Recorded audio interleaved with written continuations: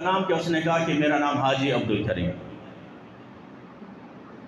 کہا کہ آپ کا نام کیا ہے؟ تو اس نے بتایا کہ میرا نام ہے نمازی عبدالرحیم۔ اب حاجی عبدالکریم کو جھٹکا لگا کہ حاجی لفظ تو سنا تھا نام کے ساتھ، یہ نمازی پہلی مرتبہ سن رہے ہیں۔ تو اس نے کہا کہ حضرت اس میں آپ حیران مت ہوئیے، آپ نے ایک مرتبہ حج کیا ہے زندگی میں، وہ بھی پتہ نہیں سرکاری پیسوں پہ کیا ہے یا حلال کا یا حرام کا، یہ تو رب جانتا ہے۔ ایک مرتبہ سال میں یا زندگی میں حج کیا ہے تو آپ اپنے نام کے ساتھ حاجی لگا رہے ہیں۔ میں تو دن میں 5 مرتبہ نمازیں پڑھتا ہوں،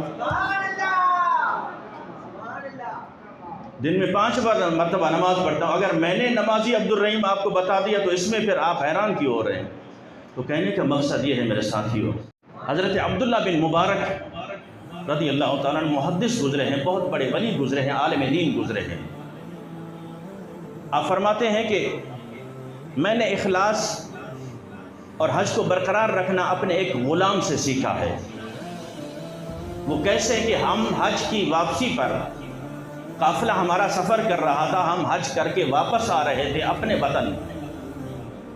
ان دنوں پیدل سفر ہوا کرتے تھے، اونٹنیوں پر، گھوڑوں پر، اس طرح پیدل یہی سواریاں ہوتی تھی۔ حضرت عبداللہ بن مبارک کہتے ہیں ہمارا قافلہ واپسی پر تھا تو کہیں پر ہمیں رات ہو گئی، تو معمول یہ تھا کہ بستی کے قریب ہم اپنا قافلہ روکتے تھے، وہاں پڑاؤ کرتے تھے۔ ہم نے ایک بستی کے قریب اپنا قافلہ روکا، وہاں پڑاؤ کیا، لوگ لگ گئے کھانے پکانے میں تاکہ رات کا کھانا تیار کر سکیں۔ پتہ چلا کہ بھئی قافلے والوں کے پاس نمک ختم ہو چکا ہے۔ حضرت عبداللہ بن مبارک کہتے ہیں کہ میں نے اس غلام کو بلایا، میں نے کہا کہ جاؤ یہ سامنے بستی ہے، لائٹیں جل رہی ہیں، روشنی نظر آ رہی ہے، ان سے نمک لے کر آؤ۔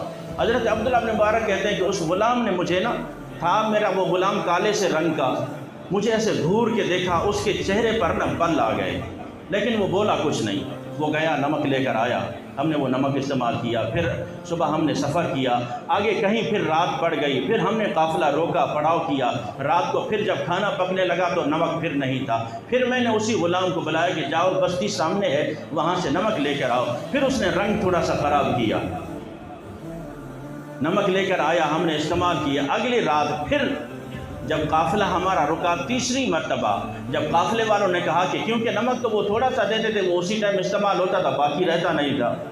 تیسری رات جب تیسرے پڑاؤ پر ہمارا قافلہ رکا، میں نے جب اس غلام کو بلا کے کہا کہ جاؤ نمک لے کر آؤ، تو اب وہ غلام بول پڑا۔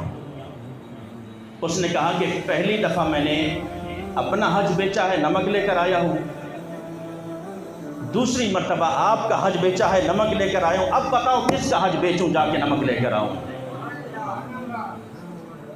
ہم بستی والوں کو جا کے بتاتے پھرے کہ ہم حاجی ہیں، حج کر کے آ رہے ہیں، ہمیں نمک دے دو۔ پہلی مرتبہ ان کو جا کے بتایا کہ ہم حاجی ہیں، حج سے واپسی پر آ رہے ہیں، کہ ہمیں نمک دے دو۔ وہ پہلے میں نے اپنا حج گنوا دیا اور دوسری مرتبہ آپ کا حج گنوایا ہے، اب بتاؤ کس کا حج گنواؤں۔ حج کرنا آسان ہے، حج کو برقرار رکھنا یہ انتہائی مشکل ہے۔ میرے ساتھیوں آج ضرورت اس امر کی ہے کہ ہم نمازیں بھی پڑھتے ہیں، ہم نیکیاں بھی کرتے ہیں، ہم حج اور عمرے بھی کرتے ہیں، لیکن ان کو ہم کس طرح ضائع کر دیتے ہیں لوگوں کو بتا بتا کر، اپنی نمود و نمائش کر کر کے ہم اس کو گنوا دیتے ہیں۔